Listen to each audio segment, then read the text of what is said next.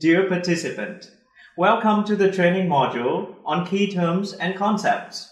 In order to understand and manage the risks related to related party transactions, hereafter RPTs, it is critical to have a thorough understanding of the different definitions and concepts.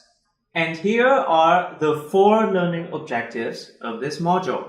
Understand the definition of related parties, understand conflicts of interest, understand the definition of related party transactions, or as I said, RPTs, and understand the definition of arm's length transactions on market terms. Great!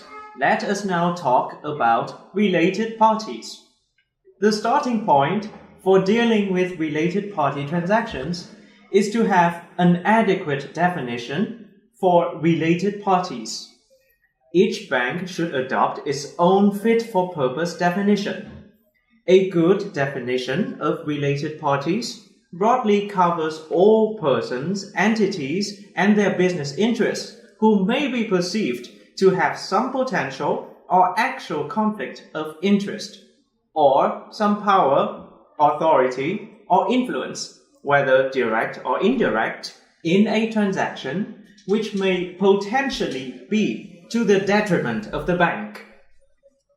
Related parties refer to a body, corporate, other entity or organization, or natural persons in 2 groups. Those are 1. Related to the bank or financial institution because of an ownership interest, and 2. Related otherwise, including directors, senior officers, and close family members and their business interests, who may also have some other interest in the bank.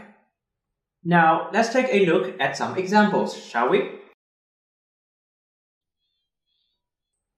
All related parties should be subject to particular policies and procedures to ensure that the related party transactions do not compromise the objectives and/or the stability of the bank. Now, definitions of related parties do differ from jurisdiction to jurisdiction, and they also vary across various sources of standards. Therefore, institutions should define related parties within the existing laws and regulations.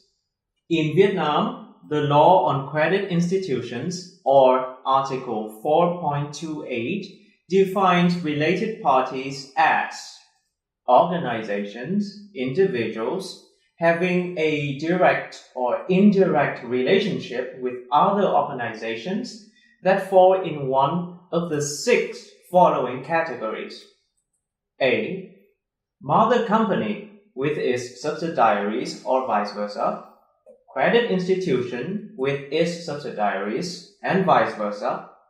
Subsidiaries which are owned by the same mother company or the same credit institution with each other. Also administrators, members of the board of controllers of the mother company or of the credit institution. Individuals or organizations having the authority to appoint the former with subsidiaries and vice versa. Let's go on to B. A company or credit institution with its administrators, members of the board of controllers, or with companies or credit institutions having the authority to appoint those administrators or members of the board of controllers and vice versa. C. A company or credit institution with organizations or individuals who own 5% or more of charter capital or voting shares of that company or that credit institution and vice versa. And D. An individual with his or her spouse, parents, children, and siblings.